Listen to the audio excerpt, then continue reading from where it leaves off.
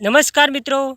તમારું સ્વાગત છે મારી આ યુટ્યુબ ચેનલમાં। મિત્રો, તમારી જાણકારી માટે થઈને અને હેલ્થ ટિપ્સ માટે થઈને આ વિડીયો હું લઈને આવીશું। આજનો વિષય એવો છે કે શું તમને ઓખોના અંદર ઓછું દેખાય છે, એટલે કે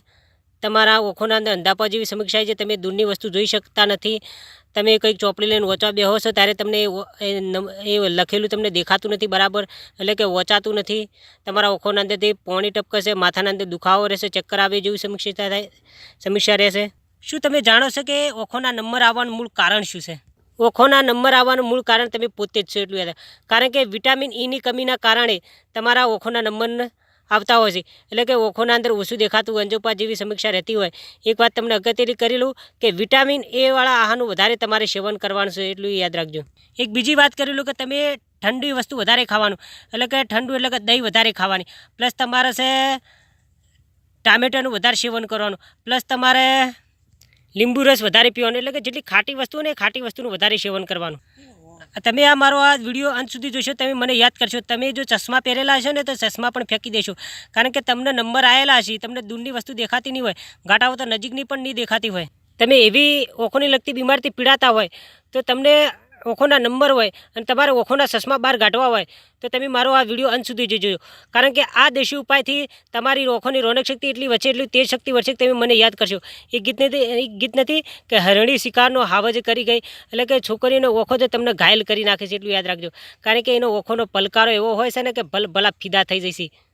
કોઈ બી છોકરી તમારા સામું નજર નાખે તો તમારી ઓખો પર જ વધારે નજર નાખતી હોય, એટલું યાદ રાખજો, કારણ કે તમારા શરીર પર એ નથી નાખતી, અને લવ અને પ્યાર થઈ જાય છે તે ઓખોના ઓખોથી થઈ જાય છે, એટલું યાદ રાખજો। હા, એક વાત અગત્યની કરી લઉં કે તમે આ દેશી ઉપાય કરશો તો તમને શરીરના અંદર કોઈ પ્રકારના દુખાવા રહેતા હશે, કળતર બળતર રહેતી છે, સારી રીતે કમજોરી આવી ચૂકેલી છે, તમને હાથ પગના અંદર દુખાવો રહેતો હોય, બળતર રહેતી હોય, ઘૂંટણનો, કેનનો, મનકાનો, સાયટિકનો કોઈ પ્રકારનો દુખાવો રહેતો, હા તમે તમારા મગજને તેજ કરવા માગતા હોય, એટલે કે યાદશક્તિ વધારવા માગતા હોય,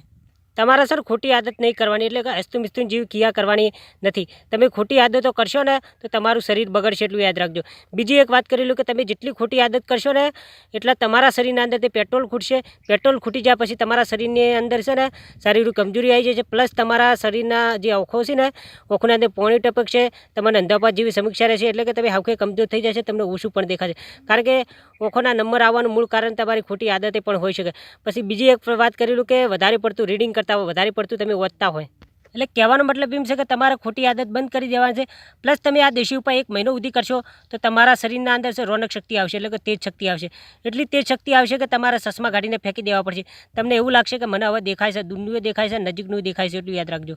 એક બીજી પણ વાત કરી લઉં કે હાલના જમાના અંદર તમે વધારે પડતું રીડિંગ કરતા નહીં, અત્યારે હકીકત કહી દઉં કે શિક્ષણનું અત્યારે કોઈ એટલું બધું વેલ્યુ નથી, હાલના અંદર એનું વેલ્યુ છે કે તમે જેટલી મહેનત કરશો, તમારી મહેનત અને ધગતથી આગળ વધશો તો તમે પછી પૈસા કમાઈ શકશો, બાકી તમે નોકરીની આશા રાખશો તો નોકરી મળવાની શક્યતા ઓછી છે, એટલું યાદ રાખજો। કારણ એનું એવું છે કે હાલ કળિયુગ છે, તમે જેવું સંકલ્પ નીતિ કરશો ને એ સંકલ્પ નીતિ તમારા માટે સાબિત થશે નહીં, કહેવાનો મતલબ કે તમે જે નક્કી કરશો કે મારા આઈએસ ઓફિસર બનવું છે તમે બની શકશો નહીં, કારણ કે હાલના અંદર કળિયુગ છે, એટલું યાદ રાખજો। મારી એક રિક્વેસ્ટ છે કે ધંધો કરજો, મજૂરી કરજો, અને કોમ ધંધો કરશો તો તમારું ઘર હેડશે, પ્લસ તમારી જિંદગી સારી જશે। ખોટી મહેનત કરશો ને ખોટી ફિલિંગ કરશો ભરશો ને તો તમારું શરીર પણ બગડશે, પ્લસ તમે બરબાદ થઈ જશો, ઘાટાઓ તો એક ટાઈમ એવો આવશે કે તમે દેવાદાર બની જશો। આ દેશી ઉપાયના અંદર તમારે જરૂર પડશે શુદ્ધ દેશી દૂધની જરૂર પડશે, જોઈ શકો આ ભેંસનું દૂધ છે। હવે તમારે આ ઉપાય ક્યારે કરવાનો? રાતે ઊંઘવાના ટાઈમે કહો તો વહેલી સવારે કરવાનો, તમે જો નિયમિત આ દેશી ઉપાય કરશો તો તમે મને યાદ કરશો, તમારે ચશ્માની જરૂર નહીં પડે, તમે ચશ્મા ફેંકી દેશો, પ્લસ તમને જે માથાની અંદર દુખાવો રહેતો હશે, જે તમને યાદશક્તિ કમજોર થઈ ચૂકેલી છે, તમારા શરીરના અંદર A to Z પ્રકારના દુખાવા રહેતા હોય, જે શારીરિક કમજોરી એ પણ દૂર થશે, કારણ કે આ દેશી ઉપાય છે ને રામબાણ છે તમારા શરીર માટે થઈને, એટલું યાદ, કારણ કે તમારા શરીરના અંદર સ્ફૂર્તિને તાજગી ભરી લાવશે આ દેશી ઉપાય। માની લો કે તમે રાતે ઊંઘવાના ટાઈમે આ દૂધ લીધું, એક પાલું ને તપેલીના અંદર લીધું, એટલું યાદ રાખજો। એના અંદર છે તમારે 10 થી 15 જેટલી બદામ લઈ રહેવાની છે, માની લો કે આટલી બદામ લઈ રહેવાની છે, આ બદામ છે તપેલીના અંદર નાખી દો, 10 થી 15 જેટલી બદામ લેવાની છે, તપેલીના અંદર નાખવાની છે, પ્લસ તમારે આટલું તમે મારા વિડીયો સમક્ષ જોઈ શકો છો, આ વરિયાળી જોઈ શકો, આટલી વરિયાળી લઈ રહેવાની, આ વરિયાળી પર તપેલીના અંદર નાખવાની, એટલે કહેવાનો મતલબ તપેલીના અંદર એક પાલું દૂધ લેવાનું છે, એના અંદર 15 જેટલી બદામ નાખવાની છે, આટલી વરિયાળી નાખી દેવાની છે,